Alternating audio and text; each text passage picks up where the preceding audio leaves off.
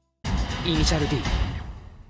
Team Sidewinder's downhill expert Shinji was only mentioned briefly during Project D's training session, though he actually makes a number of appearances in 5th stage. During Keisuke's fog battle, he's on the sidelines with his mom, correctly predicting the winning vehicle. Afterwards, he's told to closely examine the next pair of racers, but it turns out that he isn't all that enthusiastic about the underground scene. His opinion slightly changes when he catches sight of Takumi's 8-6 rounding the corner. He's left with quite the impression, though his observations sound strange to his mother. She assumes that he's talking about the vehicle itself, but Shinji is actually referring to the aura surrounding the car, amazed at how smoothly it glides across the course. Moving ahead to just before the finale, Shinji is looking for a way to avoid participating. He knows he has an obligation to fulfill, though he's finding it difficult to motivate himself, especially when he's not passionate about driving in the first place. As mentioned before, Shinji ends up bailing on the team, leaving the others at a loss. He gradually makes his way over to the course during Keisuke's race, not understanding why the gallery is so excited to be there. Wallowing in self-pity, he doesn't have a clue what his next move is. You know, there seems to be a pattern with characters named Shinji. His thoughts eventually get interrupted by a familiar pair, as Mako and Sayuki are standing nearby. After a bit of small talk, Shinji is surprised to learn just how invested they are in the underground scene. He observes this firsthand as the 2 girls analyze the aftermath of a corner attack. Showing off a unique ability, Shinji is able to ascertain a driver's mood at a glance. As the battle continues, he's told that he bears an uncanny resemblance to Takumi. Mako explains how they went against Takumi in the past, noting how amazing his skill is in general. Shinji then inquires if the girls consider a guy with good car handling to be impressive, being met with a positive response. Seeing that he's interested in Mako, Sayuki emphasizes the previous point by hitting a bit of a sore spot. Putting this aside, Mako states how certain racers are met with sincere appreciation for what they're able to accomplish. Going further, she considers the ones giving it their all on the mountain road to be worthy of higher praise, providing Shinji with all the motivation he needs. His interest increases as the battling duo makes a second pass, noticing that both of them are having a good time together. What ends up pushing him over the edge is watching Mako tear up from the incredible performance she witnessed. Wanting his driving to leave a similar impact on her, Shinji gets ready to race. Pulling up in his 8-6, he makes a declaration of war against Takumi, hoping to receive his own glory for winning. Shinji arrives in time for the next match, telling Hojo that his exhibition convinced him to race, though he keeps the real reason to himself. Loosening up, Hojo simply tells his teammate to have a good time on the road. Kubo assumes that Takumi's battle experience will work against them, so Shinji is given the lead position with the intention of winning in a single lap. Fully aware of this objective, Ryosuke advises an all-out assault. The countdown concludes, and the last downhill race commences. Within moments, Shinji displays the level of speed he'll be dishing out during the battle. Part of this stems from his overall familiarity with the course, as he's accompanied his mom to and from work ever since he was a kid. Following in the footsteps of Takumi's upbringing, Shinji also started driving from a very young age. His reason was a little more selfless, wanting to relieve the burden of repeat trips from his single mother. He made it a point to keep the ride as smooth as possible so his mom could sleep, though getting her home quickly was another important goal. Eventually, he began to enjoy the act of progressively getting better. His late father had a background in rally racing, leading Shinji to adopt an interesting method of maneuvering. The source of his velocity comes from the natural momentum of the pass, avoiding pedal work whenever he can. Years of practice have made Shinji unbeatable on his home course, though his unique approach to handling adds to this as well. Gradually, Takumi realizes that he's losing distance during turns, and while he states that this is a first, I'm almost positive that there was another race where he thought the same thing. His opponent this time is using a grip style, keeping the overall movement more consistent throughout. Shinji also has zero hesitation when attacking corners, as he spent 12 years committing the road to memory. Initially observing everything in reverse, he was able to apply that knowledge on the way back. As the race continues, Takumi gets slightly anxious, knowing any speed advantage he may have now will be lost by the end. He fruitlessly searches for some kind of opening, not finding anything to work with. Oddly, Shinji gives up his lead, allowing his adversary to move ahead. He flashes a slightly smug expression, successfully confusing the other driver. He doesn't have ulterior motives, only pulling back to watch the divine sight he witnessed before. Naturally, this causes Kubo to panic, and the rest of the gallery doesn't have a clue what to think. Hojo seems to have an inkling about what's going on, recalling Shinji's desire to be a hero by displaying his unmatched ability. Takumi is understandably shaken by this gesture, having no idea what to expect anymore. Believing this development to be a good thing, Ryosuke feels that breaking the tension might lead to a better result in the long run. For the moment, Takumi is having a hard time, making little mistakes while he tries to recover his mindset. He does his best to maintain his position regardless, as he's positive that the race will really heat up by the end. Unfortunately, Shinji gets tired of waiting for something to happen, deciding to reclaim the top spot for himself. He aggressively shoves the other car aside during a turn, making sure this wild display is done in front of Mako. The maneuver was successful, but it had the unintentional side effect of giving Takumi a much-needed wake-up call. Then again, Ryosuke wonders if the hit wasn't taken on purpose, allowing his downhill ace the chance to properly claim the front position from behind. Takumi is now forced to fight his way forward, and using his newfound motivation, he chases fiercely. Eventually, a particularly difficult corner approaches, with Shinji considering it to be the hardest one of the course. Takumi doesn't hesitate to match his opponent's entry point, clearing the turn smoothly at the same pace. Shinji quickly starts to feel the pressure, losing confidence as the other vehicle continues to gain on him. The earlier cockiness he showed has completely given way to fear, leaving him susceptible to an attack. Spotting a chance, Takumi removes himself from sight, surprising his adversary as he reappears. He's aware that the other car has been sticking to an optimal path, taking advantage of this by charging through it. Racing at peak performance, Takumi shows dominance over the course, causing his wings to finally manifest. That said, his tires are starting to lose traction, though he holds tightly to the lead. Shinji has thoroughly been humbled at this point, disappointed in himself for being so conceited. Despite this, he feels a sense of pride awaken from within, desperately wanting to win. Takumi reads this change in attitude loud and clear, knowing the race isn't over by a long shot. Shinji notices the leader falling prey to understeer, deciding to make another push while he can. He attempts to overtake the other car during a corner, but fails to get enough distance to make it happen. He tries again, though it still falls short. In order to combat his lack of traction, Takumi plans to increase his power output, something he hasn't fully utilized until now. Ryosuke says this, but wasn't the higher range used against Daiki of the Todo school? Unfortunately, Takumi's tires gradually hit their breaking point, sending him far to the edge of the course. Thanks to this, Shinji takes the inside, heading to the front within moments. Takumi could carry the match into another lap, though winning at that point would be impossible. He prepares to go all out, and with the help of his engine's upper limit, he'll gain additional speed the longer he punches the throttle. Saving this trump card until the very end, he's ready to unleash his car's full potential. Dropping his lights, Takumi charges forward in the dark. He manages to find his way into the outer lane, with his opponent only realizing this after he bumps against the other vehicle. Shinji nervously sticks to the inside, doing his best to not give up his position. Much like the race against Tomoyuki of the Todo school, Takumi keeps his headlights down for the last portion of the battle. And look, I don't mean to keep nitpicking, but these are some pretty clean lines for someone whose grip is nearly gone. Approaching the final corner, Takumi restores his visibility, only to discover that he's been operating 1,000 RPMs over his maximum range. His engine blows shortly after, causing both cars to spin out of control. Thinking quickly, Takumi releases the clutch, using the downward momentum to carry him in reverse. Shinji unfortunately makes a full rotation, preventing him from catching back up in time. With an explosive finish, Takumi secures the final downhill victory, giving Project D a perfect record. Following this, Takumi is greeted by all of the former opponents he defeated on his way to the top. Shinji feels bad that he wasn't able to go the distance, but his team couldn't be more proud of the effort he showed during the battle. Moving ahead, the 8-6 is no longer functional, able to retire at the height of its career. In an anime-only development, Takumi wants to repair his favorite car, though he has no intention of racing with it anymore. Project D later has a barbecue to celebrate the end of their expedition. Exclusive to the manga, Keisuke drunkenly brings up a match that we've all been waiting to see since the very beginning. Sadly, everyone seems content with the current situation, not interested in their two aces going against each other. Even Takumi is fine leaving things the way they are, making the fair statement that his personal vehicle is out of commission. Keisuke doesn't give up, insisting that the Impreza will do, but Takumi feels that his capabilities will give him too much of an advantage. This heated back and forth goes nowhere, and they eventually wear themselves out. Talking more casually, the rest of the crew is interested in pursuing jobs that'll keep them close to the racing scene. In the same vein, the drivers of the team have more than secured their future careers. With that, the sun gradually sets, officially bringing Project D to a close. During the next week, Ryosuke makes a personal trip over to Kaori's grave. He's given a lot of thought to what he wants to do with his life, and he's settled on refining the talent of promising racers. This is the path that he's chosen for himself, having every intention of fulfilling that dream. Get it? After this, the end credits provide a little more closure for the series as a whole. Hanging out by the circuit, Takumi gets approached by who I assume is the Drift King. Whoever it is, they may be trying to recruit Takumi for rally racing, since that's what he gets involved with in MF Ghost. Both Keisuke and Mako enter the professional driving world, presumably doing well for themselves. Mika becomes a top-level golfer, and she goes on to marry Takumi, so this romantic plotline actually worked out. Scouting in secret, Ryosuke attends various underground battles, waiting for the right person to catch his eye. And as always, Iketani and Itsuki man the gas station. Takumi goes back to his usual tofu deliveries, now using the Impreza as his main vehicle. The manga ends here, but the anime shows Takumi passing by an unknown driver. The car model looks similar to the one used in MF Ghost, though that series wouldn't start for another 3 years, so it's hard to say if this was meant to be a reference. Regardless, this is our last view of Akina Pass as the Impreza disappears into the distance. All things considered, Final Stage is a pretty decent way to conclude this series. The entire match is well presented, and Shinji in particular brings Takumi's development full circle. I like the parallel that gets drawn between the two drivers, as our main character wasn't always the dedicated racer he is now. With this in mind, Takumi gets the unique perspective of battling his past self. In a sense, the obvious difference here is a matter of experience. Shinji is a master of his home course, utilizing a variety of self-taught abilities. While Takumi has a similar origin point, he's moved well beyond those simple beginnings. A multitude of opponents have taught him countless different skills, providing a valuable set of tools to use against anyone. This includes his adaptability and improvisation, with both of these coming into effect during the finale. You could argue that Takumi would be good enough to avoid wrecking his engine because of these factors, but due to the unique circumstances, I'm willing to give him a pass. Of course, the believability of other parts isn't as solid as it could be, though I doubt Takumi losing would make for a satisfying end. Speaking of which, thank you Shigena for building up an awesome rivalry, only to completely toss it out later as a joke. I'm sure the fans really appreciated that. To wrap this section up, the camera felt more dynamic, the soundtrack kicked ass, and the ending of this season is a cool montage of various races Takumi went through. Aside from the short length, Final Stage was solid. This may be the end of the main series, but there are still a few entries left to talk about. Following the conclusion of Final Stage, a trilogy of movies went on to be released. Each one of these was developed within roughly a year's time, and the first part came out only 2 months after the last season of the anime.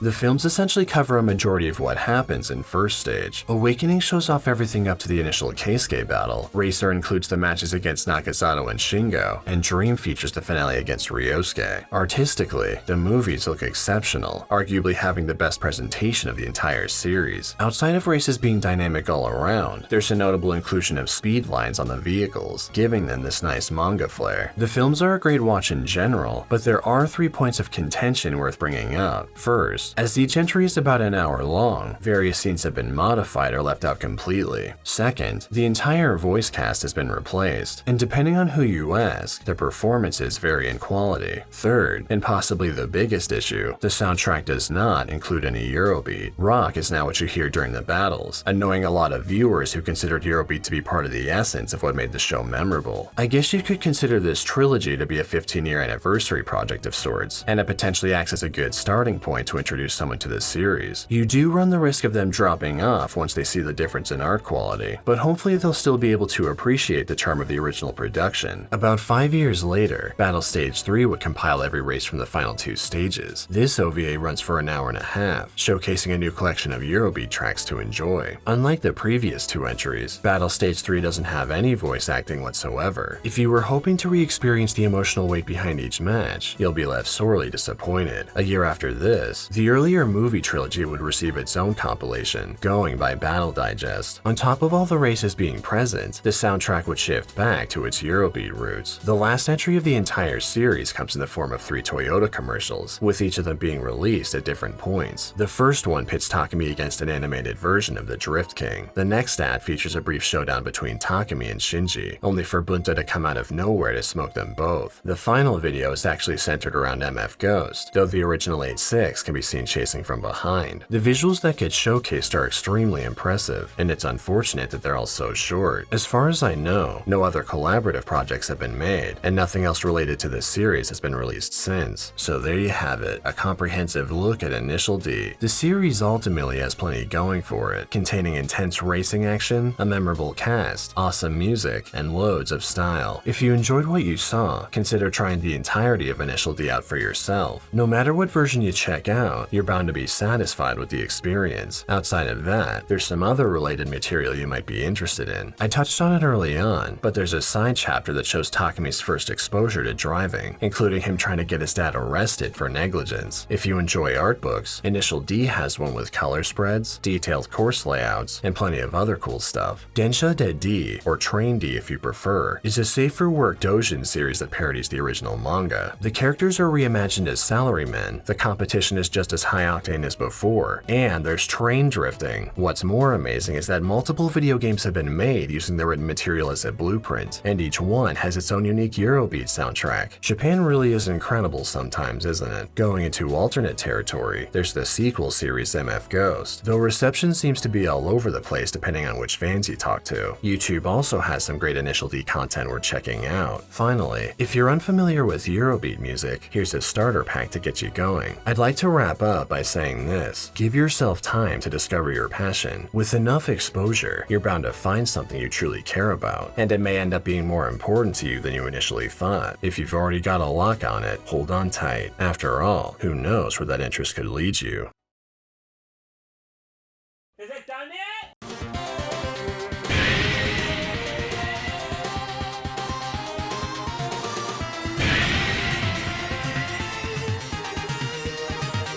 Special thanks to my awesome literary club members, Eltraflow. Extra special thanks to my incredible second-in-command members, Ariadne. And one final huge thank you to my remarkably generous and inspiring brigade leader, Detective Nanama!